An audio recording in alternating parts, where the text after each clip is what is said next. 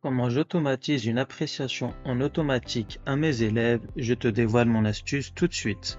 Et donc, première chose à faire, je vais indiquer que si j'ouvre la parenthèse, si au préalable je n'aurais pas indiqué de moyenne, alors je voudrais un résultat vide pour cela. Si la moyenne est égale à un résultat vide, alors je voudrais un résultat vide. J'ouvre les guillemets, je ferme les guillemets, point virgule. Sinon, si, dans ce cas-là, c'est que j'aurais renseigné la moyenne, alors je vais automatiser l'appréciation. Je sélectionne donc le prénom de l'élève, j'utilise l'esperluette et je réouvre les guillemets, je mets à effectuer un, je mets un espace, je ferme les guillemets, appui centré pour passer à la ligne, j'utilise l'esperluette car ici j'ai plus bas réalisé un petit tableau sur lequel j'ai déterminé des paliers d'appréciation et je vais donc automatiser l'appréciation selon la moyenne de l'élève. Je vais par conséquent me baser sur mon tableau et je vais donc utiliser la fonction recherche. Et donc la valeur cherchée, ça va être ici la moyenne de l'élève, point virgule, et le vecteur recherche, ça va être ici l'entièreté de mon tableau. Je referme ma fonction recherche et je referme ma fonction si. Et juste avant de valider, je vais ici figer mon vecteur recherche, F4 ou fonction plus F4, je valide